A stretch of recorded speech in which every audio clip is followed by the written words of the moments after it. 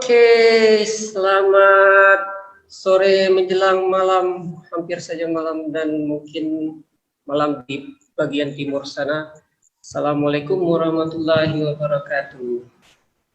Selamat datang di ruang kita bersama, ruang Sembang Boba Podcast. Sebelum kita mulai, saya ingin menjelaskan dulu bahwa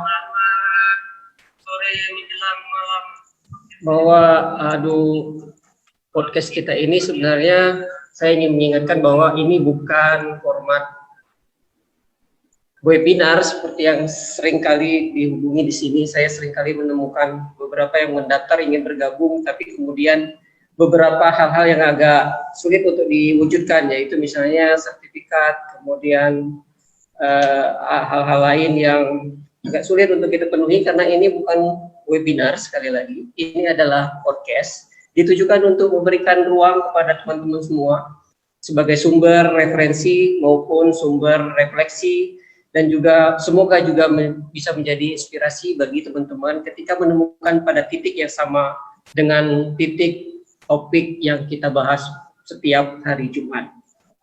Oke.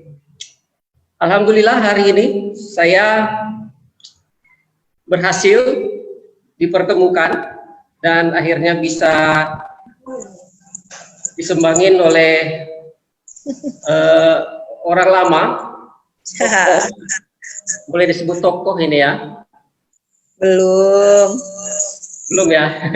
Tapi sudah boleh lah, karena beberapa yang di jauh-jauh di sana juga sebenarnya banyak yang merasakan pembelajaran dari narasumber kita hari ini.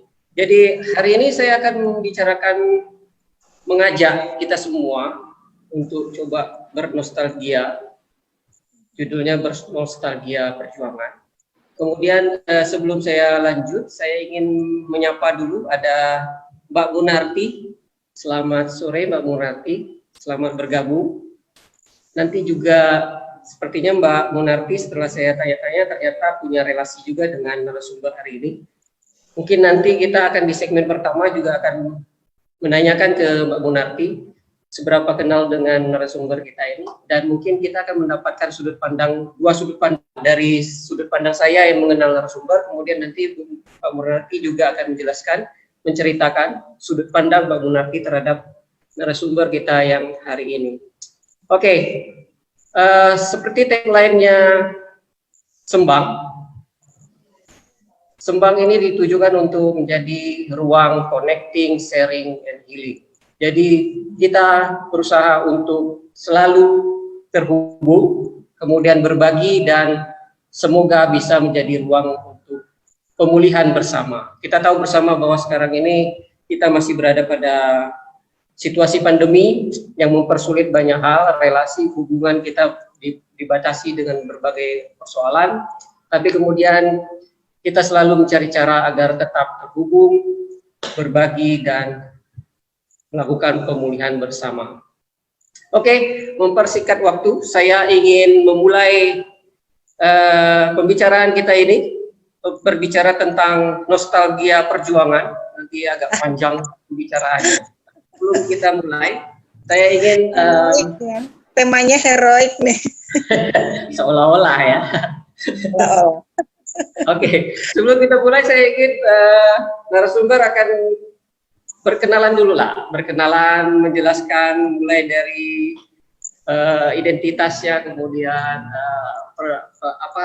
kegiatan aktivitas sehari-hari. Silakan. Siap. Ya, aku menyapa Sobat Sembang dengan ada sebutan khusus nggak nih? Sobat Sembang. Sobat Sembang. Oke, ya selamat sore Sobat Sembang semua di Seantero Nusantara, begitu ya. Dan juga khususnya di Kepulauan Riau. Terima kasih atas kesempatan yang diberikan kepada saya untuk bisa sebetulnya bersua nih dengan adik saya. Kayaknya udah berapa tahun kita nggak ketemu ya, terakhir kemarin ketemu di acara workshop HIV/AIDS 1 tahun yang lalu mungkin ya. Dan kita dipertemukan di ruang Sembang ini Saya Yustin. Saya saat ini tinggal di salah satu pulau kecil di Sulawesi Tenggara, namanya Pulau Muna, dan pulau tersebut ada di Sulawesi Tenggara. Saat ini saya beraktivitas di Yayasan Lambu Ina, pendiri sekaligus juga sebagai perawat di organisasi yang saat ini saya pimpin, karena memang semua teman-teman yang beraktivitas di dunia gerakan sosial atau juga di NGO pasti paham bahwa melakukan pengkaderan di suatu wilayah yang sangat kecil itu memang sangat sulit, sehingga dari tahun 2007 sampai dengan saat ini saya masih dipercaya sebagai leader di yayasan yang saya pimpin saat ini. Itu mungkin perkenalannya, apa lagi nih yang harus saya kenalkan? Asal. Oh, asal. Ya, sebetulnya saya kalau asal itu orang tua Jawa. Cuman lama di Bengkulu dan akhirnya kita terkoneksi dan ketemu dengan Roni, Ahmad Saroni itu di Bengkulu. Waktu itu kita sama-sama terlibat di program Youth Center-nya PKBI selama kurun waktu 4 tahun barangkali ya, kita dulu bersama-sama ya, On ya. Itu aja.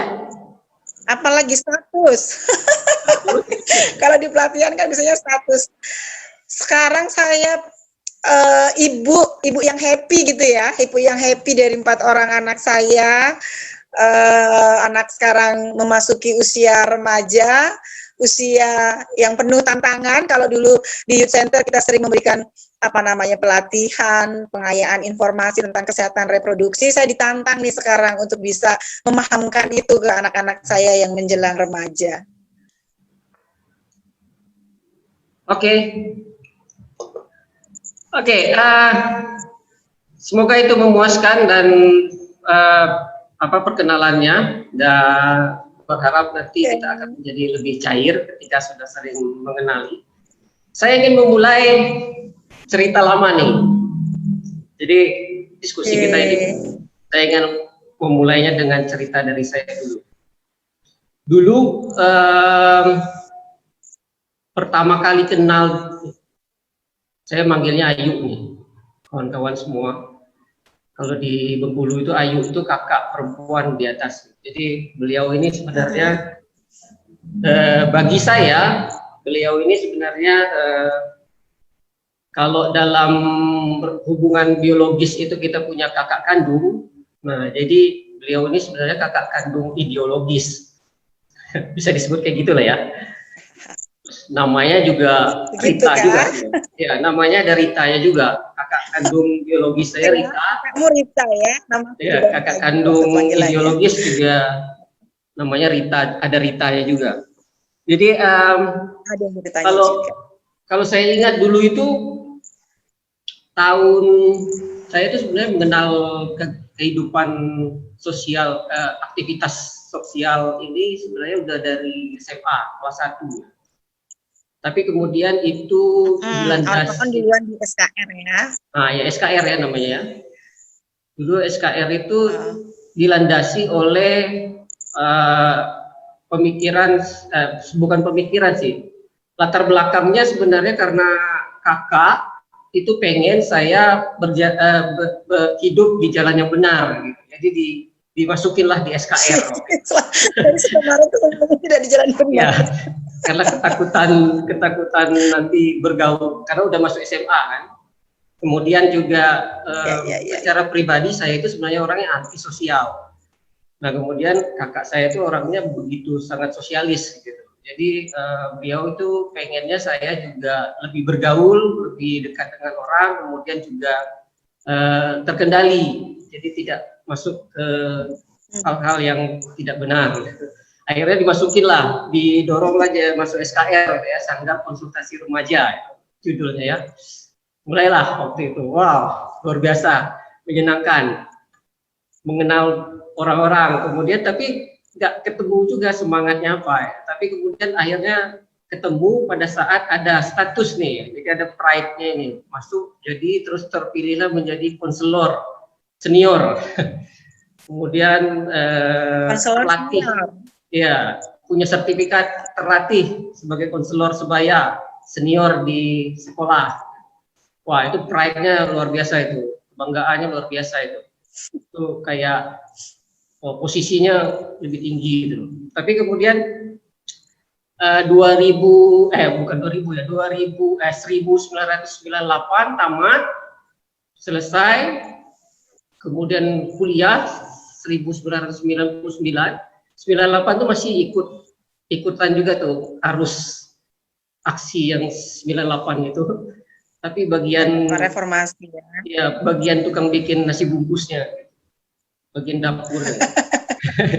tapi kontribusi juga itu, bungkus nasi bungkus, ya. Membungkus nasi bungkus itu kontribusi juga. Tapi konteksnya waktu itu pride, jadi isinya itu sebenarnya kehormatan sebagai seseorang, wow, gitu kan, punya status nih, identitasnya konselor. Nah, tapi kemudian berhenti, 99 berhenti, 2000 masuk lagi, ketemu dengan Ayu Yanti ya. Ayu tahu ya, Ayu Yanti ya. Lagi makan bakso, tiba-tiba ketemu, diajak lagi, gabung lagi. Tiba-tiba gempa gitu. Tiba-tiba gempa besar gitu. Nah, masuklah di situ, ketemulah dengan beliau ini. Berinteraksi. Dengan saya kan maksudnya. Ya, dengan Ayu Justin ini. Bertemulah, berinteraksi lah. Kemudian ketemulah sesuatu yang berbeda. Jadi saya hadir dalam kehidupan sosial itu sebagai seseorang yang punya pride awalnya, tapi kemudian ketemu dengan Ayu Justin, orang bekerja di lapangan, terus gila, terus banyaklah statusnya itu. Gila ya? Ya kan, masih ingat kan kalau kita tuh sering ngajak-ngajak, ayo enak, ayo gilo, aku tidak. Itu cara saya ingat sekali itu, cara saya untuk menghindar terlibat banyak dengan si Ayu Justin. Tapi kemudian ya kenapa? Karena kalau saya itu dulu itu bekerjanya karena pride, karena ada posisi, karena ada status. Tapi Justin ini bekerjanya berbeda. Dia kayak melihat sebuah gerakan, jadi gerakan sosial, bukan pride-nya. Kayak kerjanya kayak apa ya? Kayak orang gila jadi. Semua itu diurusin. Aku paling ingat itu sampai malam ya.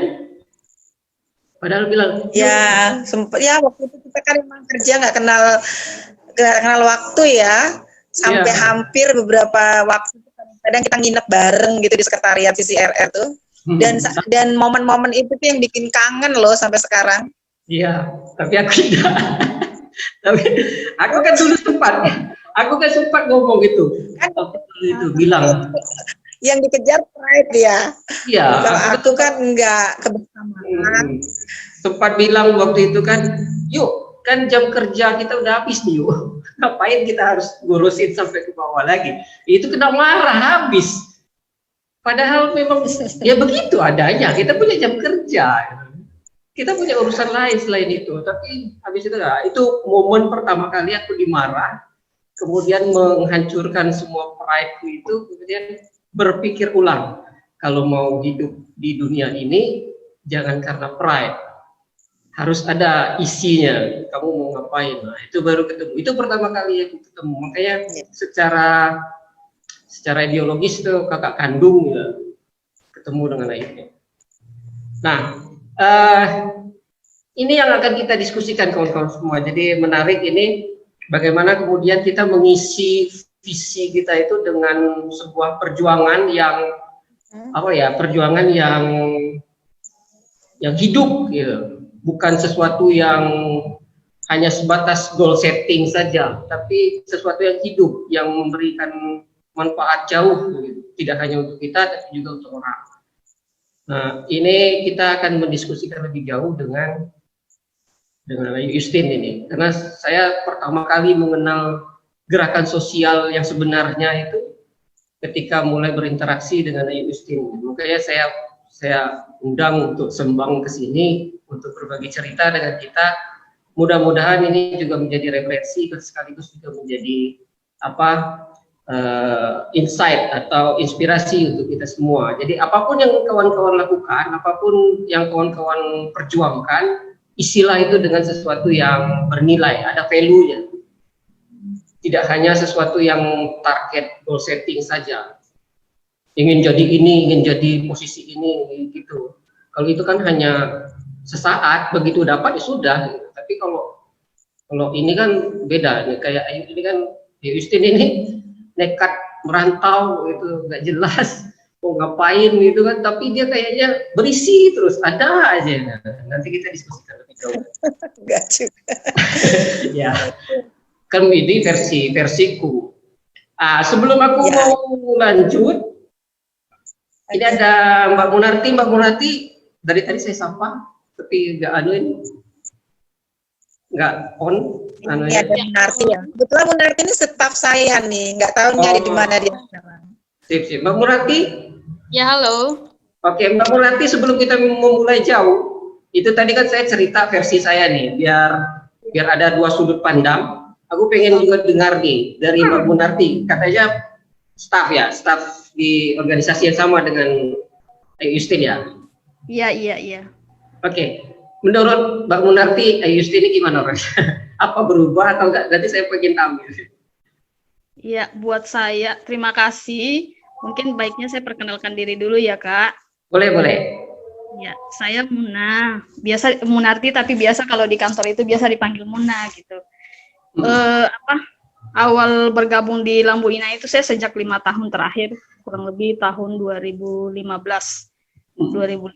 awal itu sudah bergabung di Lambu Ina. Jadi sudah lumayan cukup lama juga buat saya begitu. Meskipun mungkin awal berdirinya itu Lambu Ina sejak tahun 2008 atau 2007 kalau tidak salah.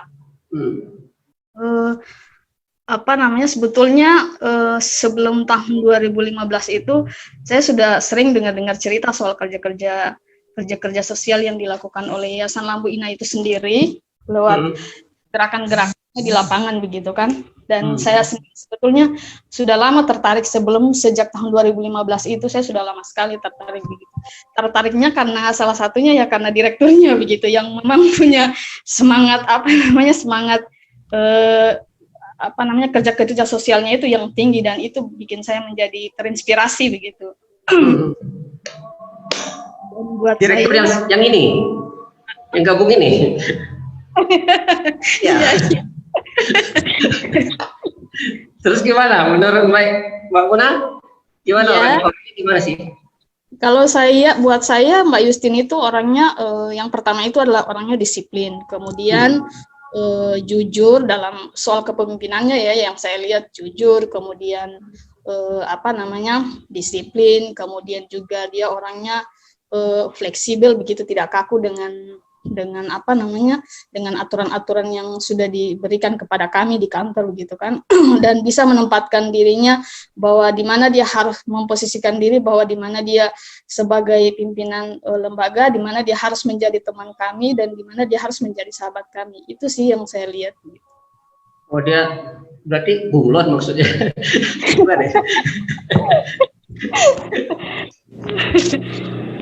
Mampu menempatkan diri berarti ya Pak ya? Iya. Oh, gak jauh beda lah. Karena memang dulu juga dia orang suruhan juga sebenarnya. Jadi dia tahu susah payah ya jadi orang suruhan di lapangan kesana kemari. Tapi kalau bedanya dengan saya itu kayak gitu, saya sebatas yang disuruh saja. Kalau beliau ini kadang berlebih, yang nggak disuruh pun dikerjain juga. Karena menurut dia itu harus.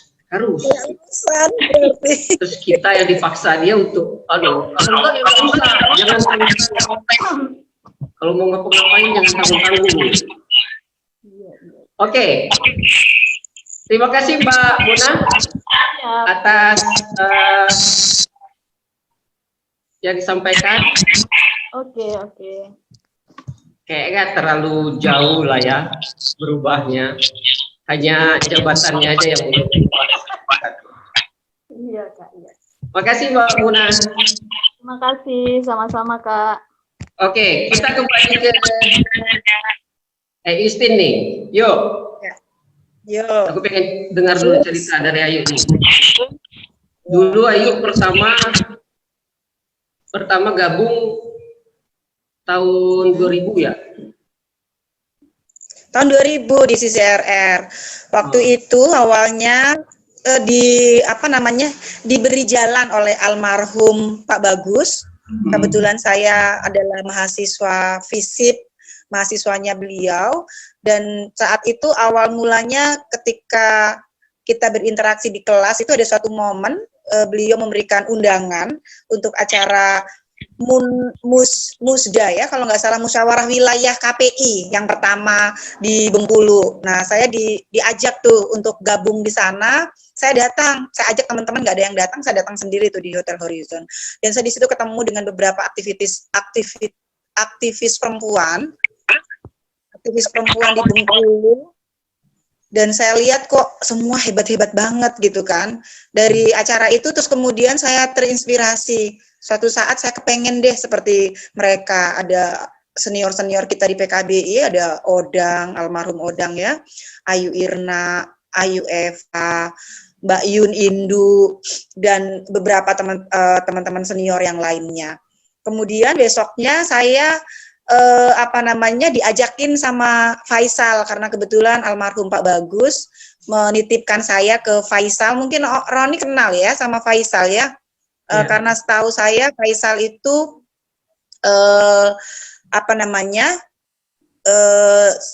senior juga di CCRR yang membina di SKR.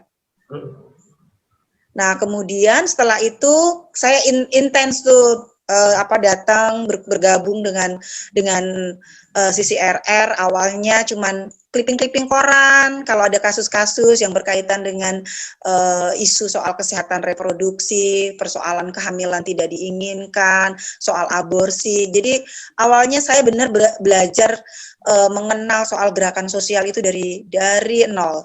Mulai dari clipping koran, kemudian mengarsipkan surat masuk, surat keluar, dan saya banyak mendengar dari beberapa teman-teman senior yang terdahulu di CCRR dan mengikuti aktivitas-aktivitas mereka. Disitulah kemudian saya memiliki pengetahuan, keterampilan, dan menjadi sosok yang saat ini gitu. Itu mungkin Ron, kalau bicara soal konten substansi kesehatan reproduksi, Roni lebih duluan sebetulnya kan, karena Roni kan gabung di SKR dari tahun 98, tapi saya baru gabung di CCRR tahun 2000 dan baru mengenal konten atau substansi soal hak-hak reproduksi remaja itu, dan juga hak-hak kelompok marginal itu baru mulai belajar tahun 2000 gitu. Ya, tapi pertanyaannya kan banyak yuk, pilihan lain sebenarnya. Apa? Kan bisa ikut organisasi kampus, bisa juga misalnya mencari pengalaman dengan magang di mana. Kenapa milih ya CCRR? Kenapa milih itu waktu itu? Memilihnya sih sebetulnya pada saat itu karena Ayu kan waktu itu mahasiswa baru ya, bukan juga baru, sudah 2 semester 4 ya, semester 4 waktu itu. Waktu itu ikut juga di Hima KS, Himpunan Mahasiswa Kesejahteraan Sosial. Cuman Pak Bagus itu sepertinya memiliki mendorong dengan kuat gitu ya supaya saya itu bisa gabung di CCRR. Jadi memang benar-benar waktu itu adalah dorongan dari almarhum Pak Bagus untuk saya bisa bergabung di salah satu LSM tua ya di Bengkulu gitu. Dan setelah saya ikuti kok kemudian ada beberapa insight yang saya dapat dan membangun karakter, membangun juga konsep diri saya hingga saat ini gitu. Nah, saya menemukan kenyamanan, saya menemukan ruang yang sepertinya tepat untuk saya bisa berekspresi, dan kebetulan saya adalah anak kesejahteraan sosial, maka laboratorium yang paling komprehensif untuk bisa mempraktekkan ilmu tentang pekerjaan sosial di CCRR. Pada saat itu sih mikirnya, oh ternyata dosen saya, almarhum Pak Bagus, tepat mendorong saya untuk bisa bergabung, bergumul dengan teman-teman dan mempraktekkan teori atau juga keterampilan sebagai seorang pekerja sosial. Pertanyaannya itu praktis, menurut saya praktis bekerja di lapangan, sehingga itu mungkin yang mendorong saya juga tetap ada dan juga merasa nyaman di situ gitu. Kalau di Hima KS kan ataupun di organisasi-organisasi kemahasiswaan di kampus itu kan kita sebetulnya nggak belajar berorganisasi saja, tetapi belajar dengan the real problem sosial yang akan kita intervensi itu kan nggak terlalu banyak gitu. Kalau di CCRR kita dikenalkan dengan anak jalanan, kita dikenalkan dengan persoalan remaja yang punya persoalan mengalami kehamilan tidak diinginkan, aborsi paksa, kemudian depresi karena diputus pacar, dia nggak punya konsep diri yang matang. Nah, itu kan semua adalah problem-problem nyata di hidup yang membuat waktu itu saya sangat tertantang gitu. Nah, kalau di organisasi kemahasiswaan di kampus paling hanya melakukan yang nyata gitu ya, karya yang nyata itu bakti sosial. Lebih dari itu memang lebih pada aktivitas akademik, misalnya mengadakan seminar ataupun juga belajar bagaimana sebagai seorang mahasiswa itu untuk berorganisasi gitu.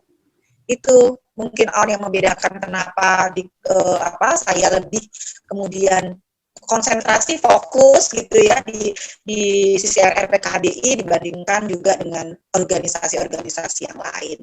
Tetapi menurut saya gabungnya saya juga di CCRR itu menguatkan bahwa sebetulnya sebagai seorang remaja, anak muda itu